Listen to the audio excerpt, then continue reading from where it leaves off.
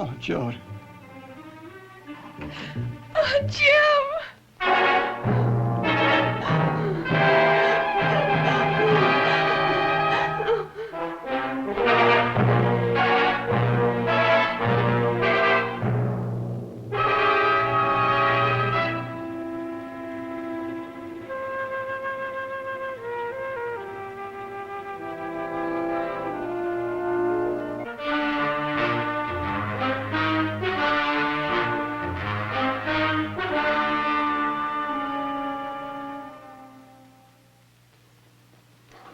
All right, Mr. Evans, if you'll just sign that report, please.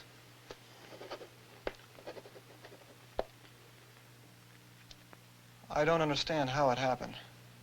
Not around here. I thought that when we left the apartment, we'd be safer. Well, Mr. Evans, actually, you made out better than most. The doctor says your wife's going to be all right, and all you lost were a few small items and a little cash. But this thing is getting worse. What can we do? Well, it would help if everybody had a home burglary inspection. A burglary inspection? What's that?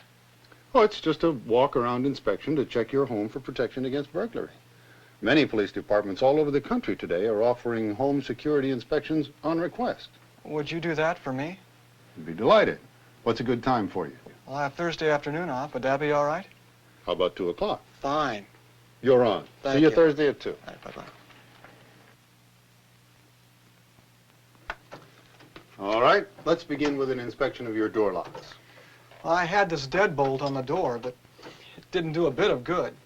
Well, no lock is proof positive that a burglar isn't going to break in, especially if he has time enough and determination enough. But frankly, this lock gave him very little reason to pass you by. But isn't this a deadbolt? Isn't that what you're supposed to have? Well, yes, but there's a lot of difference in locks. Now, I recently saw a demonstration using a number of different deadbolts of different brands. The time they resisted attack was measured. Now, as you can see, the quality of a lock has a great deal to do with its degree of protection. Only one lock was able to resist this treatment for any length of time. As a matter of fact, the fellow performing the test finally gave up. But how can you tell a good deadbolt? Well, they all look alike to me. Well, strength is a primary consideration. Let me see that lock there, will you, please? Thank you. There you go. Hold that for me. Thank you. Now, the lock interior should be made of brass or bronze, machined from solid bar stock. The two halves are called trims, and they're held together by two attaching screws. On most deadbolts, these screws thread into posts that are part of the body of the lock. It is these posts that usually are broken by the burglar. That's what happened to your old lock. In a good deadbolt, the screws pass through the inner trim of the lock, through the latch, and thread directly into the exterior body of the lock. The screws themselves should be made of hardened steel with a minimum size of 1/4 inch. For even greater strength, the screws pass through a steel plate. This plate prevents pulling the screws through the outer rim. The protective cylinder guard ring should be tapered and machined from solid bar stock. The bolt itself should have a throw of at least 1 inch. It should have a free-turning, case-hardened steel roller inside to prevent cutting with a hacksaw. When fitted together, the attaching screws are concealed to prevent easy removal. And there you have a good deadbolt. What about knobs that use keys like this one? Oh, well, there are several good key-in-the-knob type locks. Let me show you.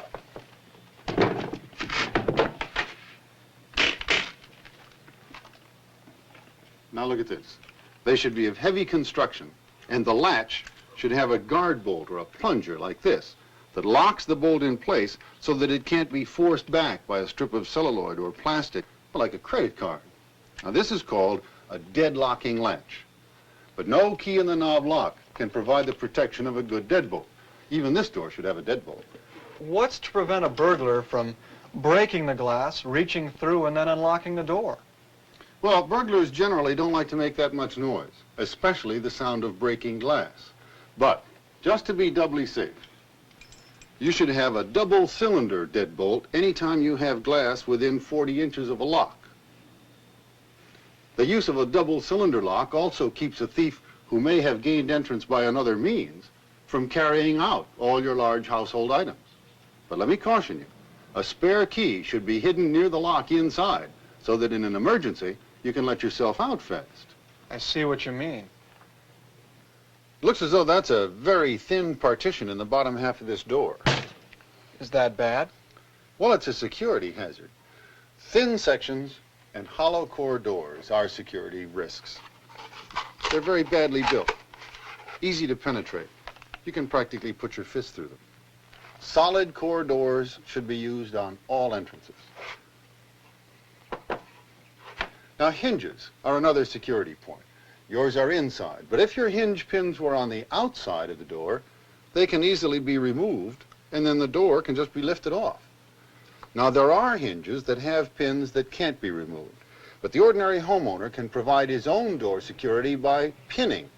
Now, this consists of removing 2 screws and inserting a bolt or a metal peg in the door, so that when the door is closed, the peg fits in a hole in the frame.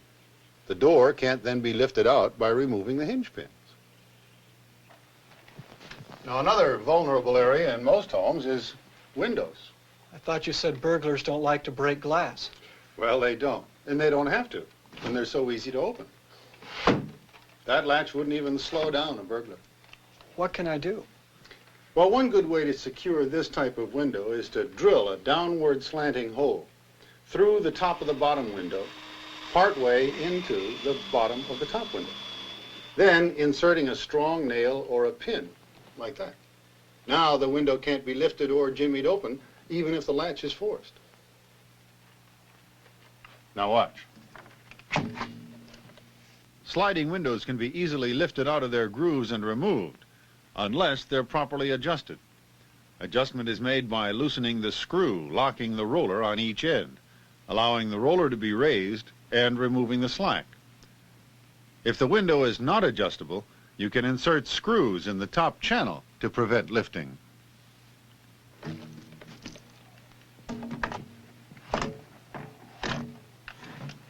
Never leave a window partially open.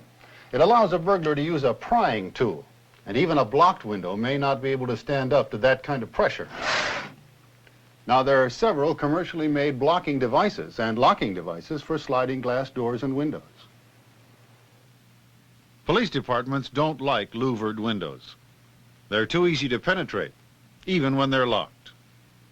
And as I told you before, whenever you have glass in a door within 40 inches of the lock, use a double-cylinder deadbolt. What about casement windows, like these? Oh, they're fine. They can usually be secured so long as the locking latch is operating properly and there isn't too much play in the mechanism. I like mine because it stays rigid even when the window's open for ventilation. Well, leaving a window open is a dangerous practice. As I explained before, every time a burglar can get leverage, he can easily pop a window or even a door. And from the outside, this window could be wrenched off with your bare hand. Yeah. If you have a lot of free play in your casement window, the crank mechanism unit must be replaced. Now, they're not very expensive, and you can do the job yourself.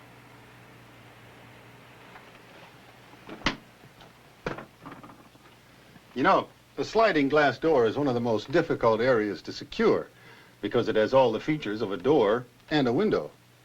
Well, now, I thought of that already. I put this bar in so the door couldn't be forced open. Yeah, that's very good.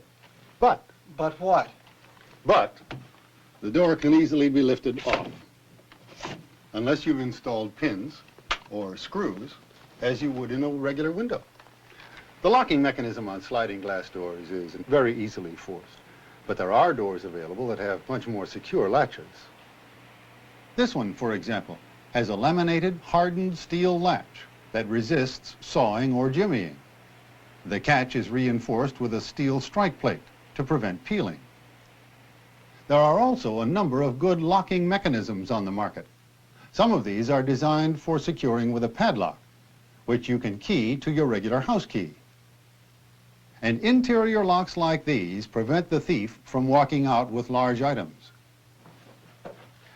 I use this closet for storage of my tape recorders, cameras, and other valuables. I've been thinking of turning it into a strong room. Well, an interior strong room's a good idea, but I wouldn't recommend this closet. It's too difficult to secure double doors.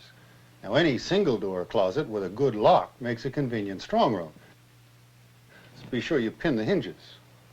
Now, double doors like this can be secured by installing flush bolts at the top and at the bottom of the dummy door. Then, when the door is closed, it is secured in such a way that no one can get to them. By the way, I want to thank you people for recovering this equipment so quickly. You really did a fine job. Well, thank you. But you had quite a bit to do with their quick recovery yourself. You see, if you hadn't inscribed your valuable articles with your driver's license number, you would have had a hard time identifying them. And the rule is, we can't give up recovered merchandise without identification. Now, if you haven't already done it, you might use this booklet to record the serial numbers of the valuables that you haven't marked. Well, thanks, I will.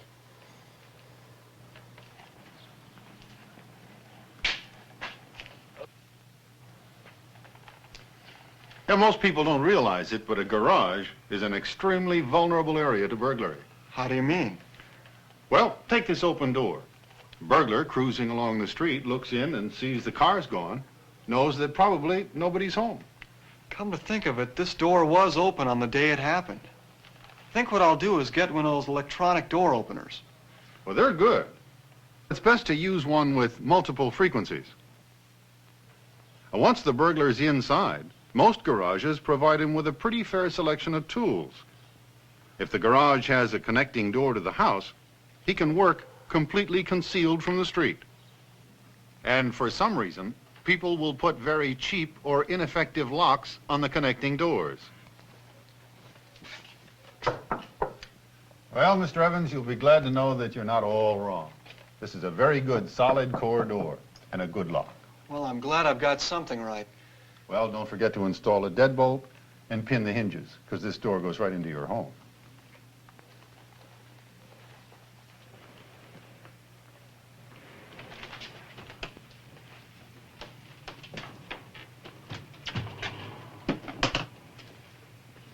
Well, the next thing on the list is padlocks.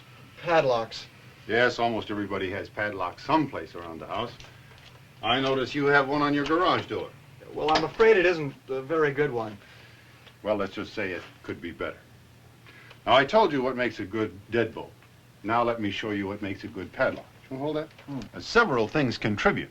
The case of a good padlock is made of solid bar stock, so it will resist forcing. The shackle should be made of hardened steel, so it can't be cut or forced. And it should be both heel and toe locking. A pin tumbler makes the lock difficult to pick. A key retaining feature is also good because it prevents removal of the key until you've locked it. But a lock is only as good as its hasp, which should also be made of hardened steel and secured with bolts that can't be forced. If chains are used, they should also be of hardened steel and at least 3/8 of an inch thick.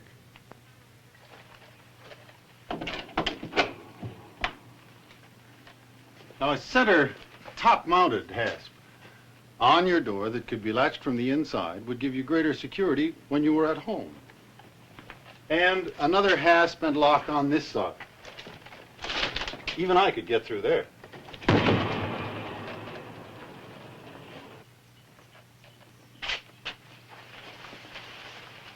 You ought to trim these bushes away from that window there, so a burglar can't work in there without being seen. That's why high, solid front fences aren't recommended. I see. And I bet that entranceway is pretty dark in there at night. I guess most of the place is. You know, some of the cheapest and best protection you can buy is good lighting, inside as well as out. Smart people leave a light burning when they're away. By putting it on a timer, it'll come on when you want it to. And it doesn't do any harm to leave a radio on. The little electricity that's used is well worth the protection. Make sure all your doors and windows are locked before you leave. If you're going to be away for any length of time, have all deliveries stopped. Have a friend or relative pick up your mail. And keep your grass trimmed. Ask a neighbor to keep an eye on your house. You might even leave a key so they can check inside, and perhaps change the position of the shades.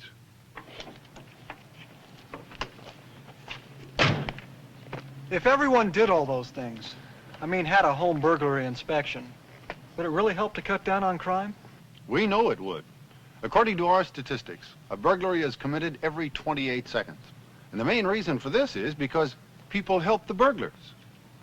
If every home had so much as good locks and used them, it would help the problem tremendously. Well, I certainly want to thank you for opening my eyes. Glad to do it. And I think that any police department around the country would give anybody a home security inspection if they just ask for it. Crime prevention is easier on us and better for you. I can testify to that. Well, Mr. Evans, here's your list. Now, don't wait too long before you implement those changes. You know, just because you've been hit once doesn't mean you're immune. Any questions? No, I don't think so. And you know what to do. Sure do. Thanks again.